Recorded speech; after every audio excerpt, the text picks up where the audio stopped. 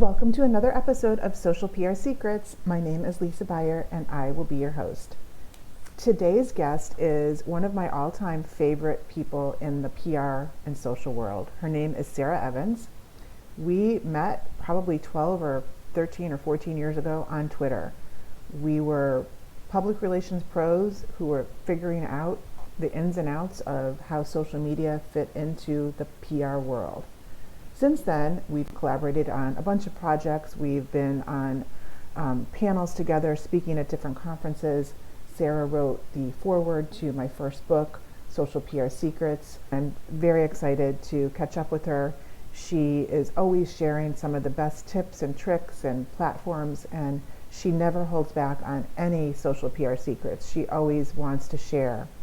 In this episode, we talk about the state of social media, the state of digital PR, what brands need to know, and some of the projects that she's working on now, and her latest newsletter that you can subscribe to and get firsthand all of her social PR secrets. So join me in this episode with Sarah Evans.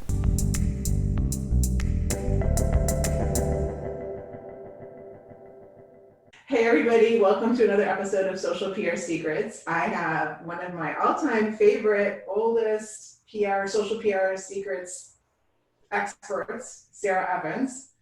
Hey, Sarah. Hi. I just have to show you. Okay, so number one, you wrote the foreword to the first edition of Social PR Secrets. There's your name right there. 4 editions later, it's way too thick. I'm never doing another edition. That's why we have the podcast. And I also have your book that you wrote, Reframe. Oh my God, Lisa, that is so old. Collector's item. It is not even in print anymore. Okay, so how I met you, Sarah, I met you on Twitter when you started Journ Chat, and we were just like these few public relations people out there on Twitter in the beginning. And fast forward to today, here we are. Social media is in a completely different place than it was however many years ago that was, 12 or 15 years ago. 12, Yeah. 13. Yeah. So just fast forward to today, tell us like where you are, and if you could, I love the story of how you got started. So just tell that, how you first got started with this. You've got to be sick of hearing it, but thank you. Yes. The short version is I worked myself out of a safe, steady job and created my own company 11 years ago. That company has changed and evolved several times over the past 11 years. And part of it gets at the very heart of what you just mentioned. There were very few people doing social when it all first started. So no one had it in-house. So it was a nuance, it was unique, it was new. So the folks would bring myself in and our team in to help even more than PR, but just taking PR to a social level. And now the majority of people do have it in-house, or agencies have had it on. So the landscape has changed. And so I've had to change and evolve of what I actually offer. And it's almost like white glove service per client. What are their problems, or what are they trying to plan, promote, launch? And then we customize something very specific to those needs. Yeah, what I've loved, and we were just talking about this yesterday, how you've, I admire that you have been brave enough to just like scrap something and say, okay, I'm done with this, I'm moving on. Like Journ Chat was one of them, and a couple other, I think one of your blogs that you had, you just shut down. And, I think that takes a lot. Like you have to recognize, okay, I need to pivot, switch gears. This isn't something that I need to switch gears with and go to the plan B or the next step or whatever. And the social media revolution has really taught, I think, marketers and public relations professionals, a lot of lessons in, old school doesn't work, new school doesn't stay the same. Every day is different, every year is different. It's true. I was counting after you and I had that talk yesterday, and I've probably shut down more than 35 things over the past 11 years. Part of it was because of bandwidth issues. Journ Chat was extremely popular, and it actually helped catapult my business. But when I had my first child, I could no longer commit to the amount of planning that went into it. And if I couldn't do it right, I didn't want to continue doing it, because I put, a lot of time and effort into that. And night times became family time. Where I didn't have that before. So a lot of things have evolved and changed, not just because of the landscape, but because of my own personal and family needs. Yeah, and one thing that I do love that you've done, and we've talked about this in some of the interviews that you did for my social media management class back in the day, how you transitioned, brought PR into the digital correspondent type of role, which, it's not as new now, but I mean, it's still innovative, it still works. So talk a little bit about that. Well, at the time, being a good PR person, I'll promote. I didn't know anyone else. I made up that title at the time. It was before the word influencer was really a thing. And now I really break it out into three different options for a client. I always work as a digital correspondent, meaning a third party, um, essentially brand ambassador who can talk about specific topics or moments in time. I do this a lot for Cox Communications. If you're in a Cox market, and we do satellite media tours and things where I can really offer my expertise and voice around areas that are important for them. And then I have my digital PR unagency, which really means we customize the client group based on what their needs are, what their budget is. And then third is just as a strategic communications consultant. So it might be around digital PR, or it might be around something specific where they don't need execution, they just need a mind or a brain to come in and help. And yes, Rainbow Dash, you look beautiful. And this is the world that we live in now, working from home with our kids around us, and everything's cool. Of course. Yeah. So what do you say to, we have entrepreneurs that are listening to this that maybe are thinking about PR, or they have PR as part of their strategy. What is the state of public relations, and what do you say to entrepreneurs just thinking about it? I always like to talk about the way I view PR, and it really hasn't changed. The way we do it has, but I think about PR is really all of the things that keep people coming back, things that connect people to your brand. So while it might appear to be, the softer side of things with marketing or ad spends, you can see real-time analytics and results. PR is something that's done well over time and through the long term. It really is the comprehensive touches of your brand, your business, your product with folks. It is important to invest in, whether you're outsourcing or bringing someone in, or whether you're doing it yourself. It's important to be mindful and start to look at all of the things that could be considered PR, and making sure they have a consistent feel, message, look.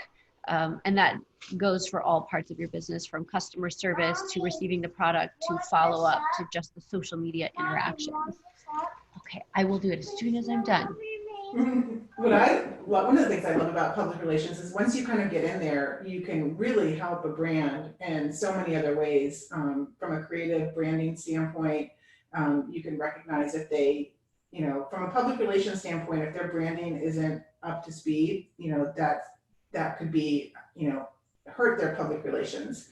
If their website is, has user issues, or doesn't have certain things within the website, that could be a public relations issue. Like, so there's so many things that a PR expert, a professional can come in and help a brand with. That's not just a press release, or can you write a press release for me? Can you get me media coverage? There's a lot of ways, and PR is such a broad term that I think brands, entrepreneurs, startups don't realize how valuable a public relations professional can be from those aspects. Absolutely. Press release, especially if you're a startup, looking for SEO opportunities. And Lisa, you've been one of the, preeminent sources for all of this, that intersection of SEO and PR. And the press release isn't the be all end all. The press release might contain the who, what, when, where, why, and how of the story. But then what do you do with each of those pieces, and where does it resonate, and how do you tell each of your stakeholders? And if it's not a story where, official story where the media is picking it up, what are all of the ways you can help resonate, share, talk, listen around that concept or announcement? Yeah, and one of the things I love, and I know that you incorporate this too, is just how brand journalism is, we don't have to go through the journalist per se. We can create our own editorial type of content on whether it's Facebook Live or YouTube. So what are some innovative or creative ways that you see that being done? Just because I'm the mom of young kids, there was something trending on Twitter today. In fact, I tweeted about it. I'm going to pull it up. It was an article done by Tech Insider, and it was about how to keep your bowels regular. And The way it was done was super innovative. What I actually do is when I'm researching things or sharing them, I'm not only looking at the content, but the way the content is shared. So this was not a long form article, but it is a captioned animated video that they did. They've already had almost 600,000 views in the past 3 days on this. And it's talking about, it's done with journalism in mind, but I thought this is resonating so well on a topic that people are like, really it's about poop, but it's science-based, it's creative, it's unique, and it's not a long form article that you have to read. So I'm saving this as a best practice because this is something a brand could do. If you have a really unique topic, maybe in an unbiased way instead of an infographic or a long form article, how can you be unique in sharing that information? And the sound bites in it were also really attractive. They led with, here's why mooing like a cow, doing yoga, and more are in your bowel's best interest. Immediately caught my attention. And so it's going to be one of the best practices I use ongoing because I think it's just extremely well done. And it's something that just happened today. So I could have given you an example from a week ago, a month ago, but look how things are changing that quickly. Yeah, definitely. And it's funny that it's about poop because one of my entrepreneur friends who owns health and wellness, kind of like an email magazine. So he was giving tips on his email marketing tips and subject lines. And he was like, anytime we put poop in the subject line, we get the most opens, we get the most engagement. True. Poop, animals, and kids. There's the secret right there. Yeah. It used to be cats only, but now it's evolved. So speaking of that, what do you say is the state of social media today, and where does it interact with public relations versus 10 years ago when it was like so innovative? I think now it's super confusing. If I had to do one word, super confusing. And I know we're going to talk about this, but it's really the impetus why I'm starting to create more simplistic tools right now to help folks get a grasp on what's at our disposal. Now there's so much that you could say, okay, I want to do a campaign on every single popular social network right now. Well, that's extremely costly, overwhelming, and we're not just talking about ad campaigns, but what are all the ways you can communicate? So I think at a glance, it can be very confusing. And now it's time to take a step back. How can we simplify and make things work on each network? Because you're no longer dealing with 2 or 3. We're looking at 10 plus. Yeah, so let's get into it. So the way that this whole interview started was you created this draft that's now it's almost at its final version, or it's in 5 versions. You can tell us about it, but it's on social media communications, and it just breaks down it breaks down each channel into what are the opportunities to ask, listen, share. So communications opportunities on each social network. Really, one of the things I do when I'm doing strategy for a campaign is I start to just brainstorm. What are all the channels? What are all the tactics? What are all the ways that we could share, promote, or tell this story? And I had a running list that I was using. And one day I went to go search for something that was similar to this and couldn't find it anywhere. And thought, well, what if I just create it? So I laid it out in a very visually relatively pretty way, I would say. But then I released it via my newsletter, and I gave it the really pretty version. And then I also copied and pasted everything into a Google Doc, into a checklist. And that by far was the most popular version. Everybody was pulling that. And there've been people in it for the past 2 days every time I look. So that obviously is something that's needed because people want to build that into their workflow. I'm calling it version 1 because I'm updating it daily. Like I just realized today under LinkedIn, I didn't have the featured moment under personal profiles, which is another place you can keep things featured ongoing if you want to share news and information. And then as I was building it out, I realized there were unlimited opportunities to simplify and create really just a quick reference guide for your virtual pocket, something you could keep on hand, save it to your phone, save it to your desktop. So now I'm pulling in a quick look at demographics and statistics across Twitter, TikTok, Facebook, LinkedIn, WhatsApp, Pinterest, Snapchat, Instagram, Reddit, and YouTube. Character counts and content guides, ad placement opportunities, accessibility guidelines, and then some quick performance tips. And I figure in those 6 pages, anybody could have those and just reference them before they do anything.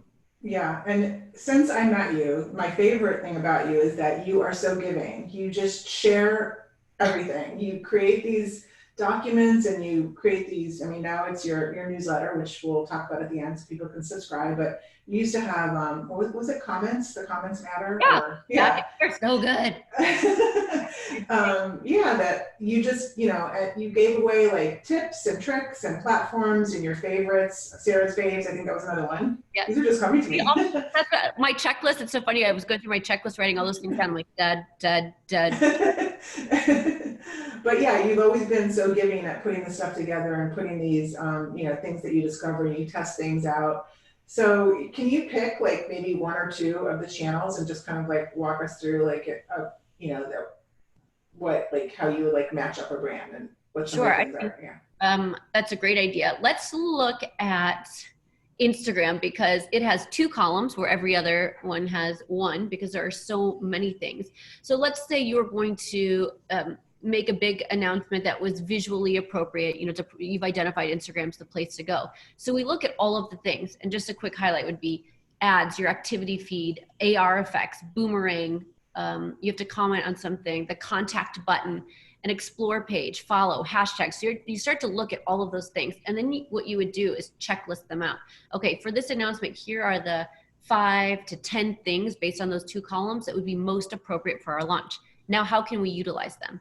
Is it that we're changing our brand URL to a landing page for the next 72 hours?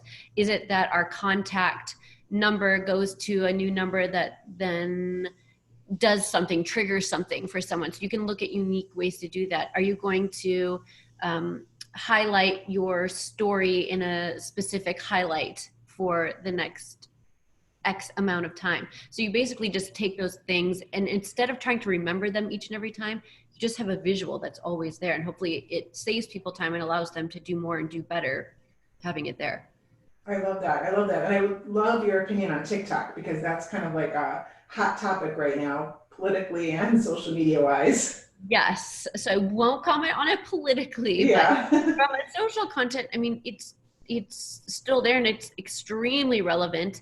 In fact, fun fact, my husband had to delete it off his phone because he couldn't stop looking at it. He was like, he's like, this has become a time suck. I have to delete it. So we left it on my phone because I have to use it for, work purposes. You can still access it. So it's important whether or not your, thoughts politically, if it's a place where an audience is, it's something to be mindful of and look. And and when I built this list, it also forced me to learn more about TikTok and the opportunities, just like when Snapchat evolved, the augmented reality component, the VR component, GIF messages, lengths and time around things, the demographic that most watch it, the content that performs the best. You really have to know the nuances.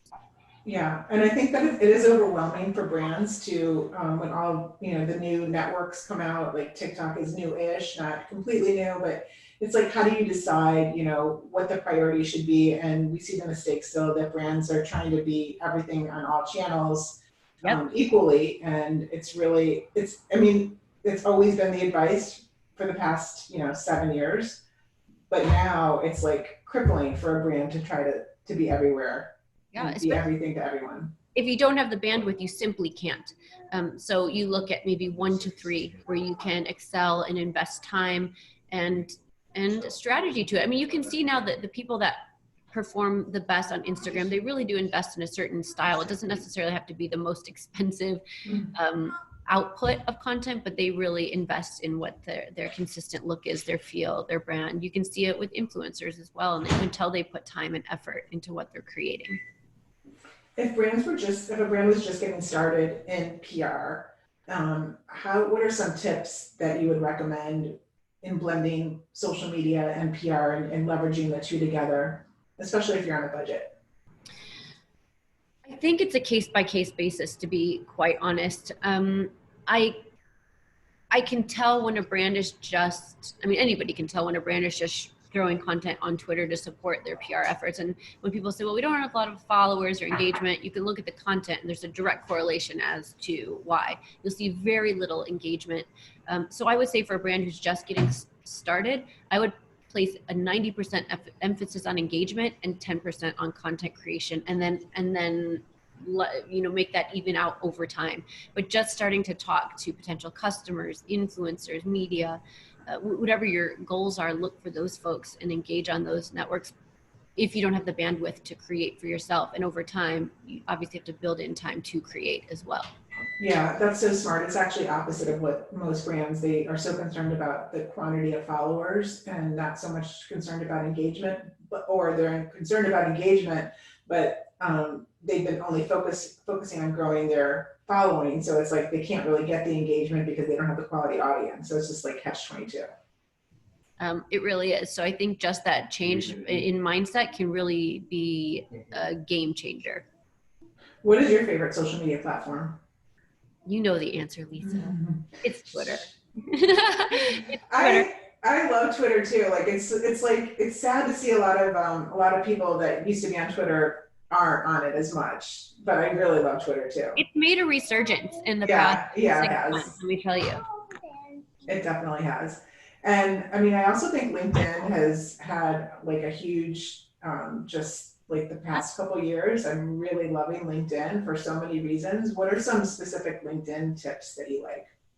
One of the things we do, I mean, I'll just talk about it from a very basic level. When we use the word influencer, it's a subject matter expert or someone who has reach or resonance in different places. And I'm still working to educate clients on the importance of so let's say we get a media hit, or we have a report that is released, for example, getting someone who has a relevant audience on LinkedIn to share can be really powerful. So one of the things we will do are to look for moderators or founders of LinkedIn groups that have a really big reach around specific topics, whether it's integrated marketing, Marcom, or finance industry. Insert your topic and look for those folks and look for opportunities to share information. Maybe it's an opportunity to say, hey, can my CEO come do an Ask Me Anything session with your group for an hour and just give out free advice? Or we launched a report, we'd like to share it with you all first.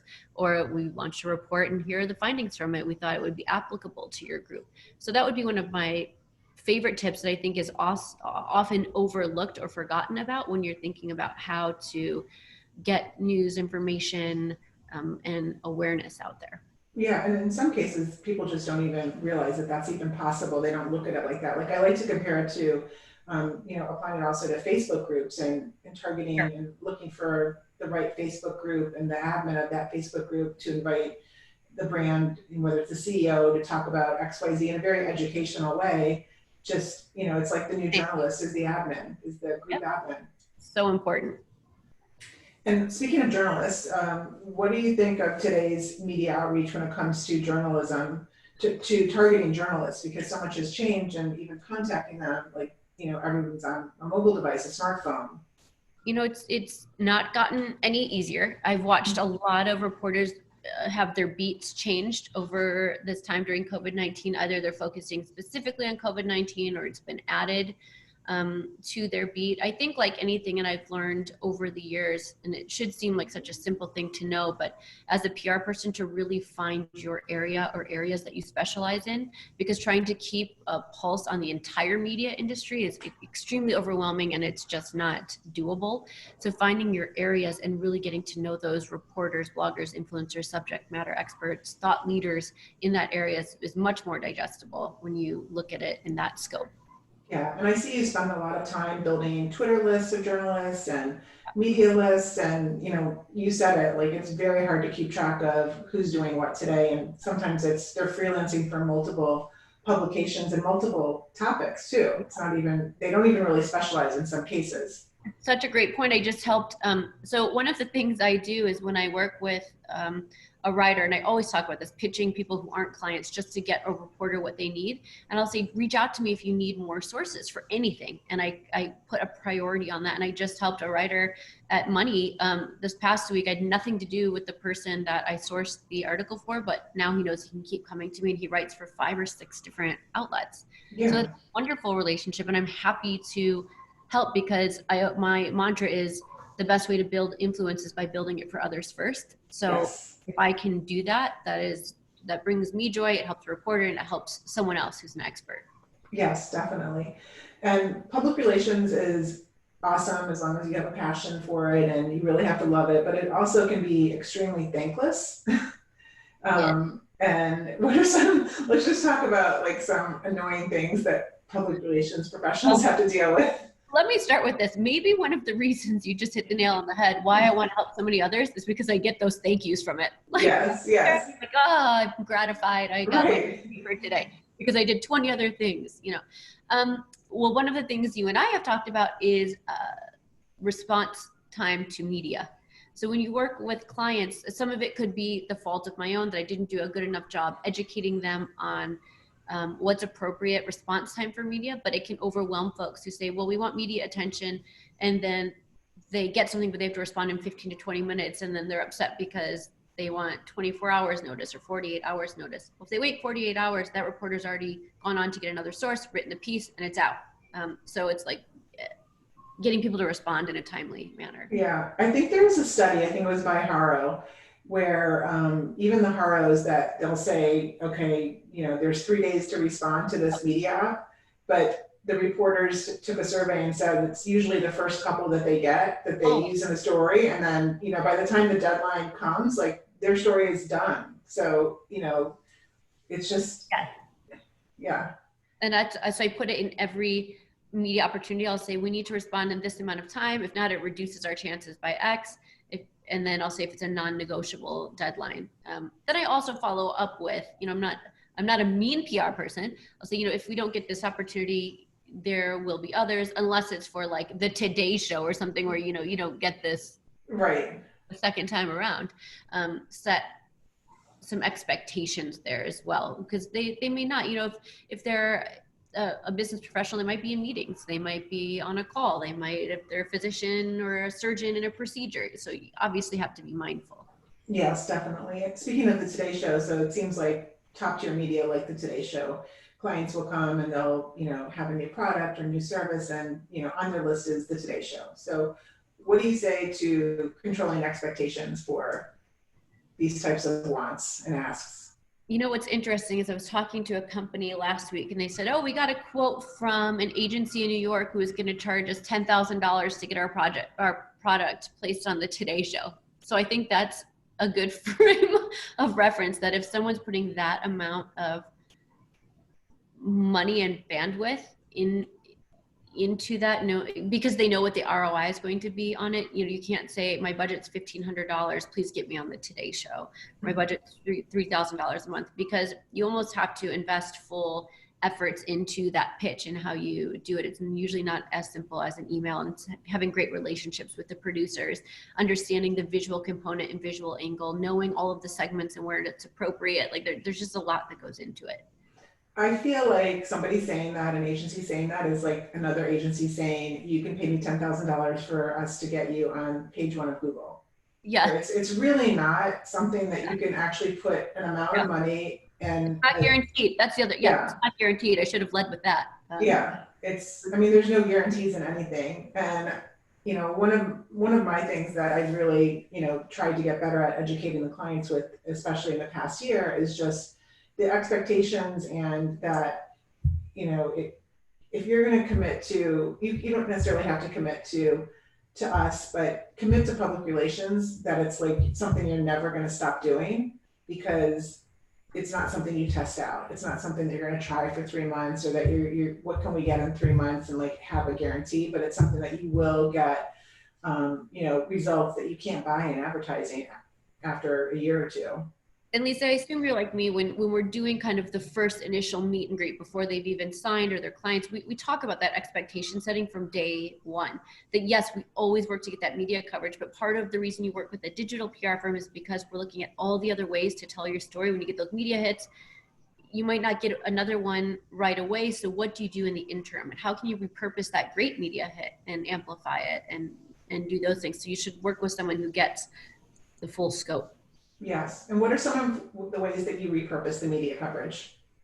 So again, it depends where they have access to. Number one might be a targeted Facebook ad. Let's say they're going for funding. It's a startup funding. Repurpose that media hit as a Facebook ad targeting those VCs, right? So that's one way it's gonna ping them, it's gonna see them. If you're connected with those folks on LinkedIn, well, LinkedIn's gonna notify them that you've been mentioned in a tier 1 media outlet. And for this instance and example, we're talking about a tier 1 media outlet. So it's all a perfect storm, right? Yeah. You're including it in your investor deck. It goes in your email signature line. You're also doing a recap on your blog and then sharing that. You're using that in various places where people have a touch with you during the day. You're celebrating it on your own social accounts. It becomes evergreen and it goes in your social media editorial calendar. So you look at all of these things to, really gain traction with that over 30, 60, 90, 120 days. Yes, I love that. And one thing that I talk about this all the time, but I just can't help myself because, a brand will be like, oh, yeah, our media spend is 100,000 a month. And okay, great. What's your PR budget? Oh, well, they're not really sure what their, whatever. It's like a fraction of the ad spend. Or they just launched a website and the website really isn't optimized to send paid traffic to, but they're still going to spend 10,000 a month and send paid traffic to a bad website that isn't going to convert, or they haven't invested. Basically, the bottom line, they're willing to spend 100x on advertising, but like when it comes to organic, which organic is really going to give them the most value, it's like, well, we're not sure we have a budget for that. Gotta rethink it. Yes, I'm sure you run into that too, where it's like the advertising spend is just crazy, and then they're trying to find money for PR. And in the past 6 months, things have changed, and I will say a lot of the brands we worked with took stock of their ad spend, reduced it, and invested more in PR because they didn't want to make mistakes on a public front, and they were also revamping their ad campaigns because they just didn't want to appear tone deaf, or they just blatantly didn't fit with the scope of where we are today. Yeah, I've seen that too, where the ad spend has come down and they're looking at their branding, their public relations, and how can they incorporate it, which that is a good thing. I'd say one good thing from 2020. Absolutely. That's a good thing. So we're going to wrap this up, but please tell us about your newsletter, where we can get all of your good stuff, and where we can follow you.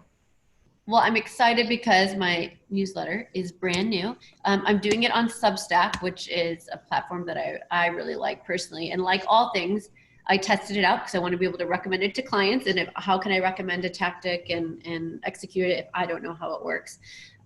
So it's called Practical with an @ for the A, because I always behind the scenes think about myself as practical and tactical. Like I want to execute. I don't want to just have big ideas and come across as that person who said, oh, I gave a great idea, but I want to get it done.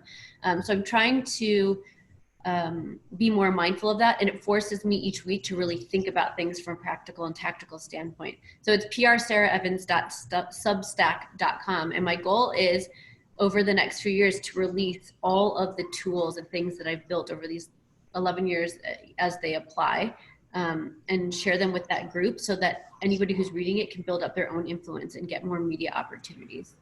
I love that. So we'll definitely put that in the show notes. And one last question. So, I follow your daily life outside of work, and you're just working out, you're so fit, you have such a great regimen when it comes to self-care. So what can you share that is kind of getting you through 2020 from a digital detox? Secrets. So it's a secret, and the secret behind the secret is that sometimes my health things come from a not so healthy place. So being quarantined at home and being a mom and a business owner and a wife, I was starting to feel like I was kind of failing at all areas, because let's say I was on a conference call and my daughter or my son needed me for something, and I had to say wait. Then I felt like a failure because I wasn't making them a priority, and then I was worried I wasn't making business a priority. And health has always been important to me. I've always enjoyed working out, but now I said it is a must-have in my day, and I'm not going to be ashamed or embarrassed of it, because that 50 to 60 minutes usually that I invest in myself absolutely is reinvested in my day. I come up with better ideas after I work out. I feel more energized. I'm happier. I'm friendlier. I can do a lot more. So my digital detox secret is making fitness in whatever way, what that means to you, if it's a walk, if it's a bike ride. Doesn't matter. It doesn't have to be what I'm doing. Make it a must-have. And also don't think about it as a secret. I used to worry that, oh my God, my clients know I'm working out right now, they're going to be mad. But really, I do better for my clients when I can work best for them. And almost everyone we work with values health and wellness, which is important. Yeah, I think that this year especially has helped support health and wellness, and people are going to be like, yeah, that's no problem. You're working out. That's good. You're taking a walk. You need it. Yeah. Yesterday, at the end of the day, I have to tell you, I had such a kind of like crazy day, and it was raining. Not terribly raining, but I just like put on my running shoes and just Went for it. ran in the rain for like a half hour, each way, and I felt 1,000% better. It even felt good just in the, Yeah. the light rain. Just it was like, kind of cleansing my day, and There's I like my endorphins, mindset. it's Yeah. release, it's the music I listen to. It really changes my entire mindset. Yes, definitely. Sarah, thank you so much for sharing all of your social PR secrets, digital detox secrets, and we're going to subscribe to your newsletter and hopefully catch up with you again and get another update on whatever your next venture is or your next thing that you're creating. You're amazing, Lisa. Thank you so much. Thank you.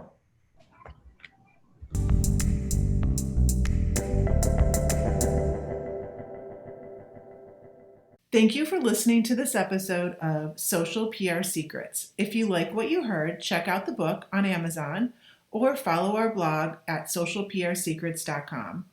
This episode was sponsored by The Buyer Group, a social PR agency striving to keep our balance in the digital world, practicing public relations, social media, and search marketing, while occasionally drinking a glass of wine or two for the best creativity and results. Thank you all for tuning in. If you would like to get a free chapter of Social PR Secrets, go to socialprsecrets.com/free.